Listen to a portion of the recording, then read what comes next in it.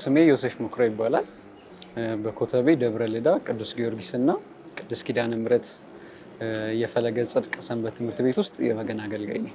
በገና ከእንስሳት ተዋጽኦና ከእጽዋት ተዋጽኦ ነው የሚሰራው። ከሁለቱ በማቀናበር ነው በገናን የምንሰራው።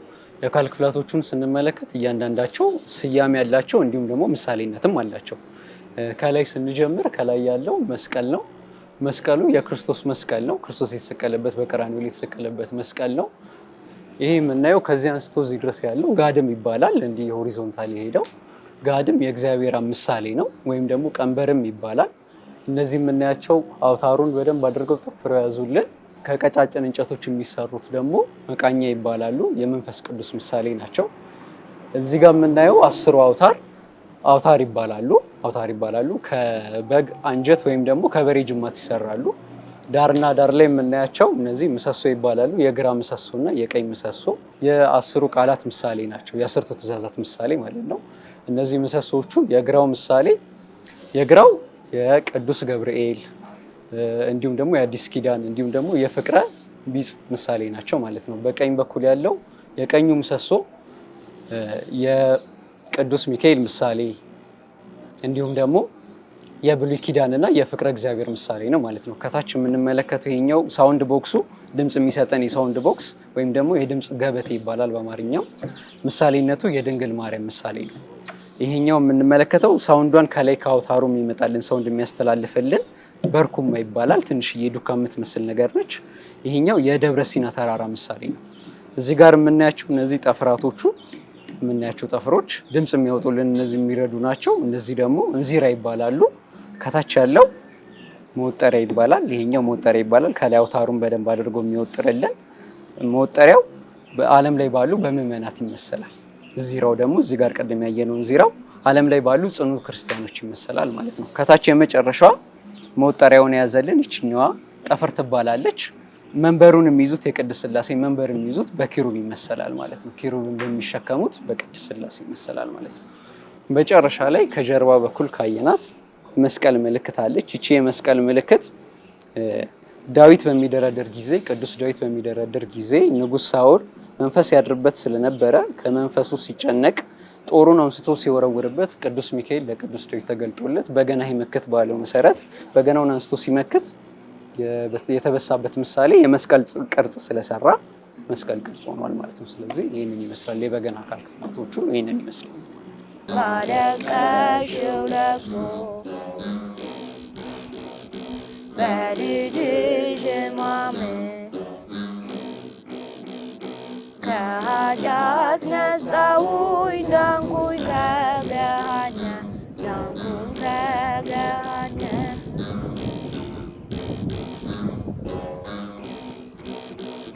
በገና ያው ከመደርደሩ በፊት እርግጥ ነው በደንብ ይቃኛል። ምክንያቱም ቅኝት ማለት በመጀመሪያ በመሰረቱ ቅኝት ማለት የድምጾች መላላትና መጥበቅ ነው፣ ስኬሉን የሚሰጠን ማለት ነው። ስለዚህ የምንቃኘው እንዴት ነው? እነዚህ ከላይ ያሉት ጠፍራቶችን እነዚህ የአውታሩን የሚይዝልን መቃኛ ከፍና ዝቅ በማድረግ የሚሰጠን ውቅር ነው ማለት ነው። አሁን የምንደረድረው 5 አውታር ነው። 10ሩም ይደረደራል። በግርፍ ድርደራ የሚባል የድርደራ አይነት አለ። እዛ ላይ ሲደረደር 10ሩም ይደረደራል። ነገር ግን 5ቱን ስንደረደር ከ5ቱ ውስጥ 5ቱም እያንዳንዳቸው ተመሳሳይ ድምፅ አይኖራቸውም። እነዚህን ድምፆች በማላላትና በማጥበቅ የተለያዩ የቅኝት አይነቶች አሉ። አገራችን ላይ የምናውቃቸው ቅኝቶች አሉ። 4ቱ መሰረታዊ ቅኝቶች አሉ። ከዛ ውጭ ደግሞ በበገና ቤት ደግሞ ሰላምታ ብለን የምንቃኘው ቅኝትም አለ። ለምሳሌ ሰላምታ ብለን የምንቃኘው ቅኝት አለ። ሰላምታን የሚሰጠን እነዚህ አውታሮችን በማጥበቅና በማላላት የሚሰጡን ነው ማለት ነው። ስለዚህ ቅኝት ስንቃኝ አንደኛውን ከፍ ዝቅ በማድረግ በማላላትና በማጥበቅ የሚሰጡን የነሱ የተዋቀረ ድምጽ ሲሰጠን በፎርሙላ አለው። ሰላምታ ራሱን የቻለ ፎርሙላ አለው፣ ስኬል አለው፣ የራሱ ስኬል አለው። በዛ ስኬል መሰረት ሰላምታ ቅኝትን ይሰጠናል ማለት ነው፣ በማጥበቅና በማላላት ማለት ነው። ይሄ ነው ቅኝት ማለት።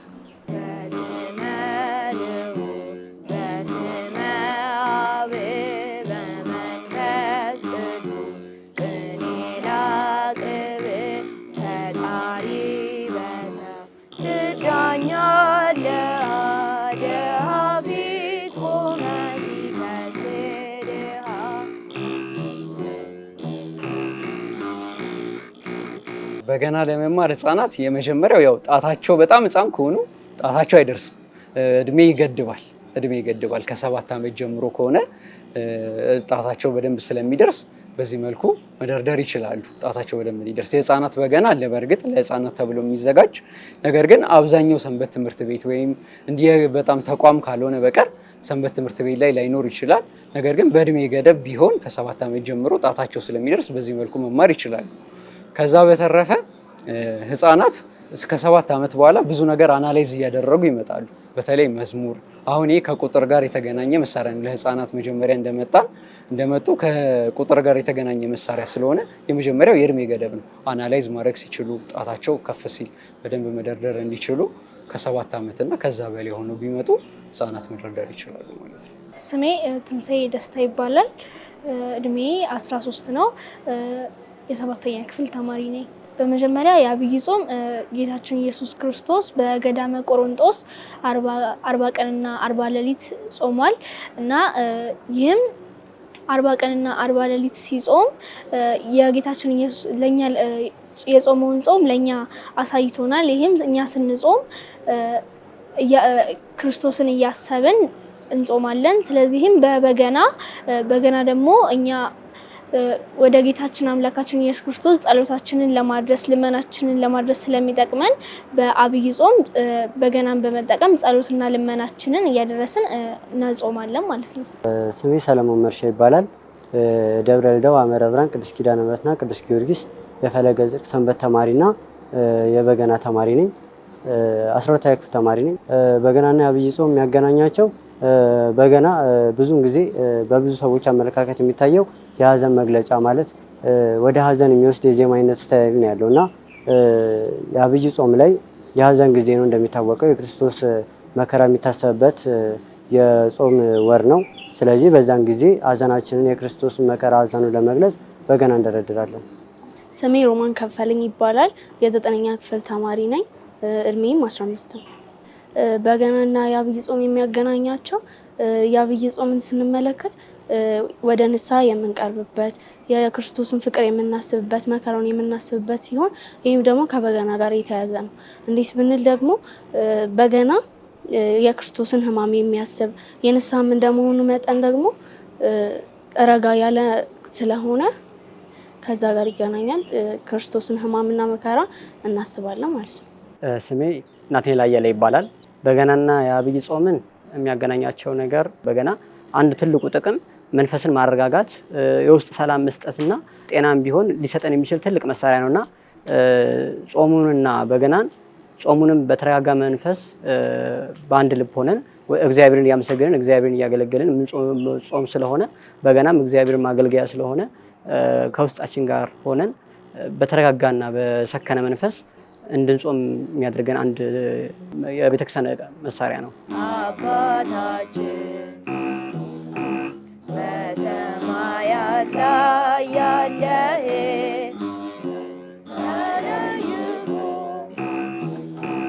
ይመስገን ቅዱስ ስምህ መንግሥትህ የምንፈልጋት ከጥንቱ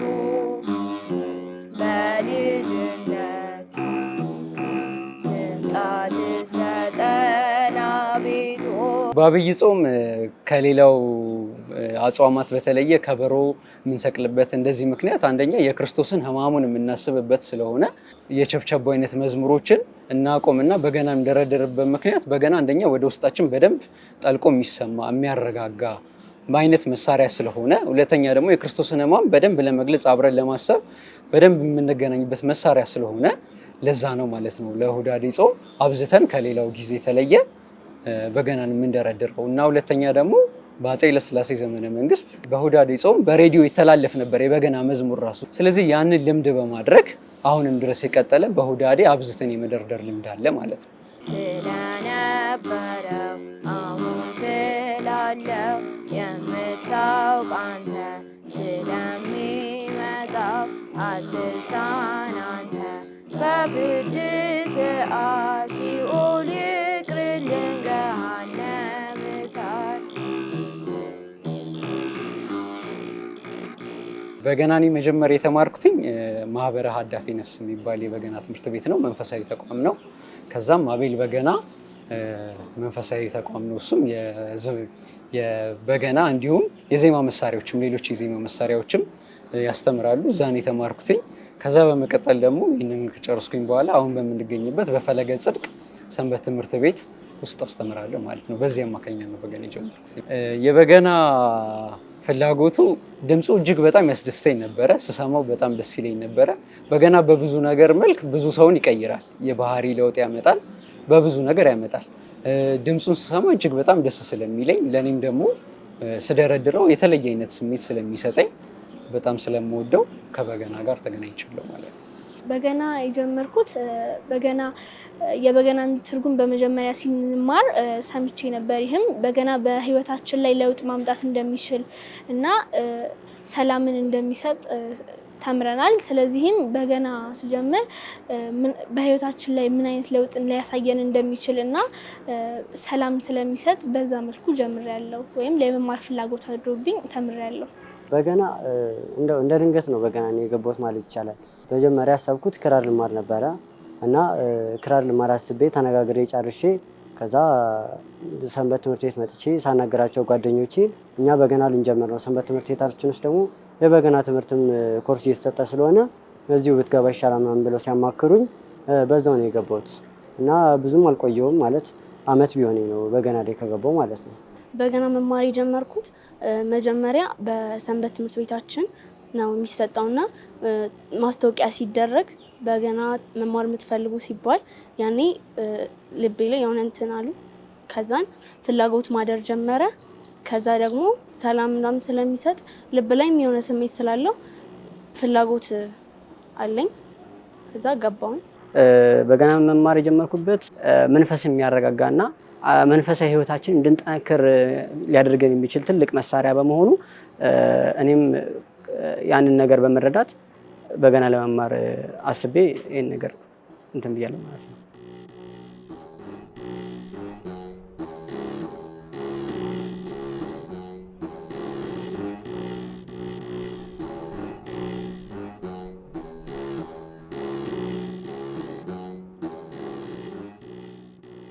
ቀለም ትምህርት ነው የበገና ትምህርት። ብዙ ሰዎች የሚያስቡት ይጋጫል፣ እንዴት ያኛውን እንደዚህ ሆኖ ይሄኛውን እኮ ምናምን። እንደውም የበገና ትምህርት ለቀለም ትምህርቱ መሰረት ነው ብዬ የማስበው። ምክንያቱም በገና ምስጢራዊ ፍቺ ብለን ብንማርበት ጊዜ ስነ ምግባር ነው ማለት። እኔ አሁን የነበረኝ ባህሪ ከበገና ከመማሬ በፊትና አሁን ያለው በፍጹም የተለያየ ነው። በገና ከመማሬ በፊት በጣም የተንቀለቀልኩ ማለት ትምህርት ላይም ፎከስ አላደርግም ምናምን።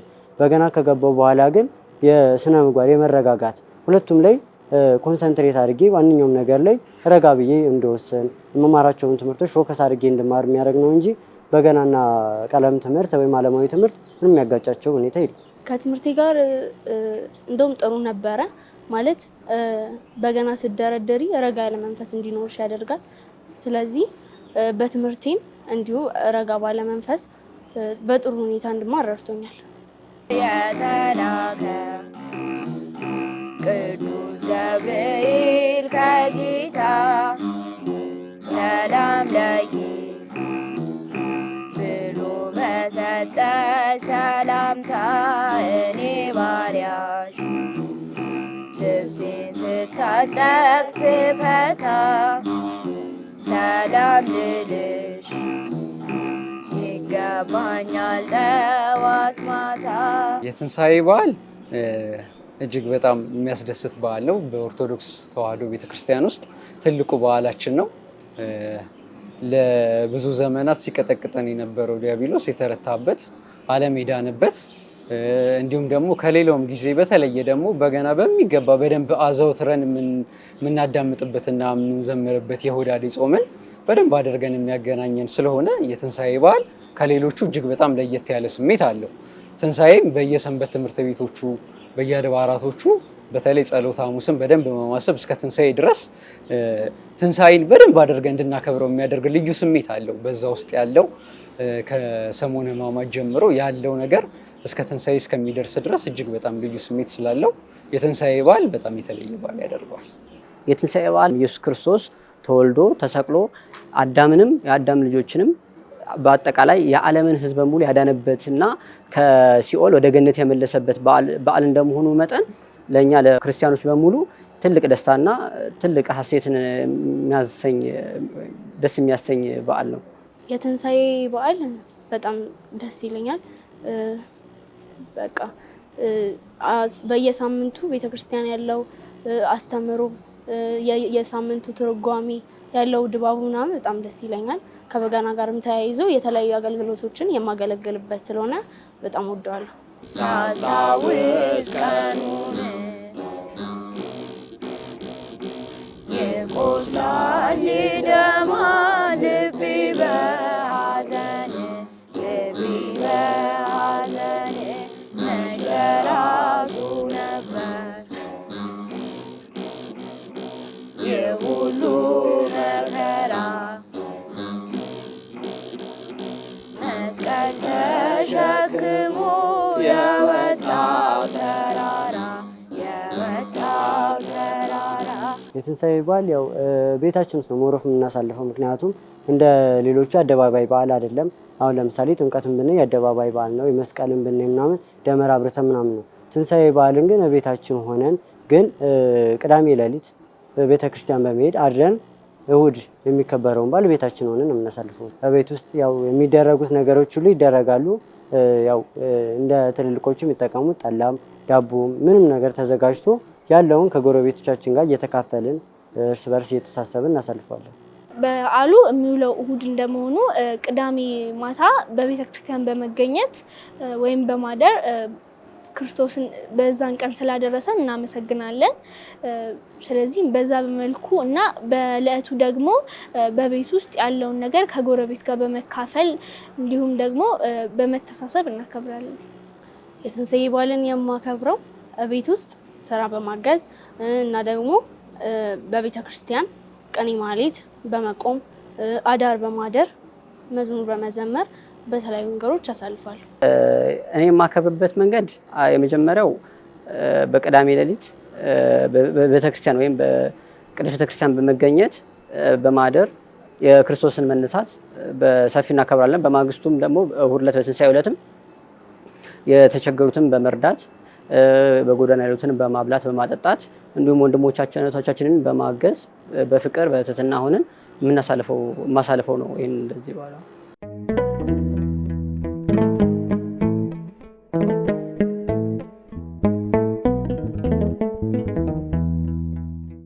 ልጆች ከክርስቶስ ሞትና ትንሣኤ የምንማረው ፍቅርና ትህትናን ነው።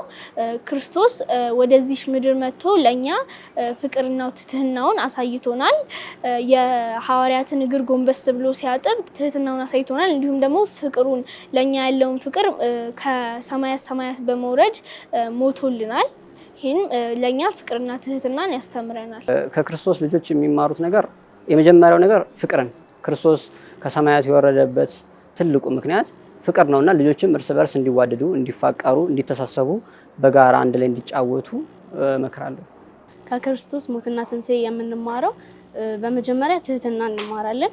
እንዴት ብንል ኢየሱስ ክርስቶስ የዓለም ንጉሥ የዓለም ፈጣሪ ሲሆን ያንን እኛን ሳይንቀን በእኛ ፍቅር ተነስቶ ተስቦ ከዛ ከሰማይ ድረስ ወርዶ እኛን ለማዳን ያደረገውን ብንመለከት ትህትና ነው። እና ደግሞ የሐዋርያትን እግር ሲያጥብ ራሱ ብንመለከት እነሱ እንግዲህ ለእሱ በጣም ትንሽ ሲሆኑ እሱ ግን የሰማይ ንጉሥ በመሆኑ እሱን ሳያስብ የእነሱን ሳይንቃቸው በትህትና ዝቅ ብሎ እግራቸውን ማጠባቸውን ስንመለከትም እሱም ትህትና ነው። እና ደግሞ ፍቅር ነው። ፍቅር ደግሞ ኢየሱስ ክርስቶስ እኛን ስለ አዳም ልጆች ብሎ ስለኛ ፍቅር ብሎ እኛን ለማዳን ከሰማይ ወርዶ በዕፀ መስቀል ላይ መዋሉን ስናስብ ፍቅርን እንማራለን ማለት ነው። ህፃናት ያው ነጭ ወረቀት ናቸው ይባላል አይደለ? ልባቸው የሁሉም ሰው ልብ እንደነሱ ቢሆን ምንኛ በተማርን ነበር አይደለ? እንደውም አንዳንድ ጊዜ ከህፃናት ሳይሆን ከኛ ለህፃናት ሳይሆን እኛ ከህፃናት ራሱ መማር ያለብን ነገር ይኖር ይሆናል። እሱም ምንድነው? ንጹህ ልብ እንዲኖረን ከፍ እያልን ስንመጣ ብዙ ነገሮችን እንትን እንላለን አይደለ? ያንን ነገር ከህፃናት ጋር ልክ እንደ ህፃናት ንጹህ ልብ ኖሮን እነሱ አሁን ተጣልተው አሁን አንድ ላይ ናቸው። ክርስቶስ የሚፈልገው ይህንን ነገር ስለሆነ ከፍቅር አንጻር እንደውም ህፃናትን ሳይሆን ማስተማር ያለብን እኛ ከነሱ ነው መማር ያለብን ብዬ ነው የማስበው። ልክ እንደነሱ ንጹህ ልቦና ኖረን ተስፋ የምናረጋትን መንግስተ ሰማያትን እንድንወርስ እንደነሱ እንላለን። ምግባችንን በየዕለቱ አውቀህ ስጠን፣ ይቅር በለን የበደልንን ነገር ወንድማችን የበደለንም ቢኖር እንደ አቅማችን እኛም እንድንል ይቅር። ትንሣኤ በዓልን ስናከብር መሆን ያለበት ብዬ ነው የማስበው በመረዳዳት ክርስቶስ ፍቅርን ሊያሳየን ነው የመጣው። ስለዚህ እኛም ለሰዎች ፍቅርን በመስጠት ይህም ማለት ለተቸገሩ ወገኖች በቤት ሆነን ቁጭ ብለን የራሳችንን እየበላን እየጠጣን ብቻ ማሳለፍ ብቻ ሳይሆን ጎዳና ላይ ስንት ወንድሞችና እህቶች ወድቀው እናያለን። ስለዚህ እነሱንም አንድ ላይ በመሰብሰብ ቤት ማምጣት ባንችል እንኳን በእኛ እድሜ ያሉ ልጆች ያለንን ቤት ውስጥ ለበዓል የሚሰጡን ገንዘቦች አሉ፣ ዳቦ ምናምን እናያለን። ከበዓል በኋላ እኮ ደርቁ ምናምን ምናቸው ዳቦች አሉ። እነሱ ከሚደርቁ ቀደም ብለን ለእነሱ ሄደን አንድ ላይ ብናጋራቸው ሼር ብናደርግ መልካም ነው ብዬ አስባለሁ። በዓልን ልጆች የሚያከብሩበት መንገድ አሁን ቅድም እንዳልኩት በመተሳሰብ በፍቅር ሆነው አንድ ላይ በጋራ በመተሳሰብ እንዲያከብሩት እመክራለሁ።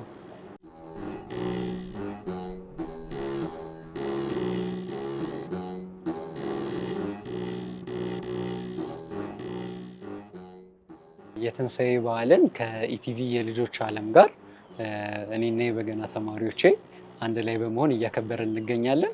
አምላካችን መድኃኒታችን ኢየሱስ ክርስቶስንም በበገና ዝማሬ አመስግነናል። ጥሩ ቆይታም እያሳለፍን ነው። የቀረን አሁን የዳቦ መቁረስ ስነ ስርዓት ነው። ወደ እርሱ እንሄዳለን። ዳቦ ሲቆረስ ያው ብዙ ጊዜ እንገለብጠዋለን። ይህ ምሳሌነቱ ምንድን ነው? አንደኛ አብርሃም ልጁን በሚሰዋበት ጊዜ ልጁ ይስሐቅን እያየው አባቱ እያየው ሊሰዋው ስላልቻለ ገልብጠኝና ሰወኝ ባለው መሰረት ነው ማለት ነው። ሁለተኛ ደግሞ የክርስቶስ የጀርባውንም ግርፋት በማሰብ የግርፋቱን በማሰብ 6666 ጊዜ የተገረፈውን ግርፋት በማሰብ በዛ አማካኝነት ነው ማለት ነው ገልብጠን የምንቆርሰው። አቡነ ዘበሰማያት በሉ ሁላችሁም ተነሱና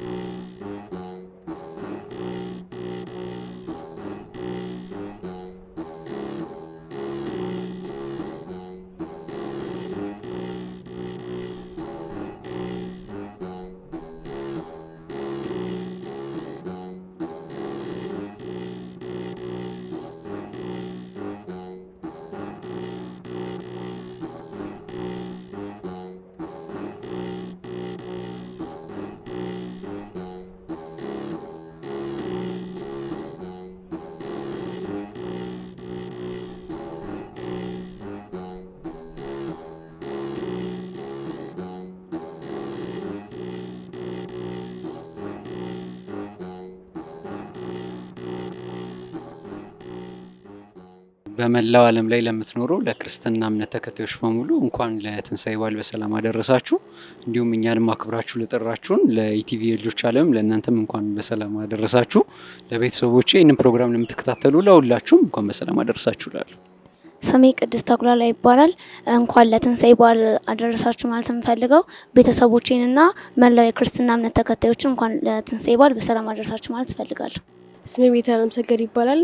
ለመላው የክርስትና እምነት ተከታዮች እና ለቤተሰቦቼ እንኳን አደረሳችሁ ማለት እፈልጋለሁ። ዓለም ለምትኖሩ ለክርስትና እምነት ተከታዮች በሙሉ እንኳን ለጌታችን ለመድኃኒታችን ለኢየሱስ ክርስቶስ የትንሣኤ በዓል በሰላም አደረሳችሁ። እንዲሁም ለቤተሰቦቼ ለመላው በሙሉ እንኳን አደረሳችሁ ማለት እፈልጋለሁ እና እንዲሁም መልካም በዓል። ለመላው የክርስትና እምነት ተከታዮች እንኳን ለጌታችን ለመድኃኒታችን ለኢየሱስ ክርስቶስ የትንሣኤ በዓል በሰላም አደረሳችሁ። እንዲሁም ለቤተሰቦቼ እና ለጓደኞቼ እንኳን ለትንሣኤ በዓል በሰላም አደረሳችሁ። ስሜ ታምራት ይባላል። ለመላው የክርስትና እምነት ተከታዮች እንኳን ለብርሃነ ትንሣኤው በሰላም አደረሳችሁ። በመጀመሪያ ለዚህ ያደረሰን ለልዑል እግዚአብሔር ምስጋና ይግባው። በመቀጠልም ለመላው የክርስቲያን እምነት ተከታይ ለሆኑ እንኳን አደረሳችሁ ማለት ፈልጋለሁ። ለእናት ለአባቶቼ፣ ለፈለገ ጽድቅ ሰንበት ተማሪዎች በሙሉ እንኳን አደረሳችሁ። አመሰግናለሁ። ስሜ ፍቅር አሳምነው ይባላል። ለመላው የክርስትና እምነት ተከታዮች እንኳን ለትንሣኤ ለኢየሱስ ክርስቶስ የትንሣኤ በዓል በሰላም አደረሳችሁ ላለሁ እና ለቤተሰቦቼ እንኳን አደረሳችሁ። ስሜ ሳሮን አራሪስ ይባላል። ለቤተሰቦቼና ለመላው የክርስትና እምነት ተከታዮች እንኳን ለብርሃነ ትንሣኤው በሰላም አደረሳችሁ። መጀመሪያ እዚህ ላደረሰን ለልዑል እግዚአብሔር ክብር ምስጋና ለሱ ይግባው።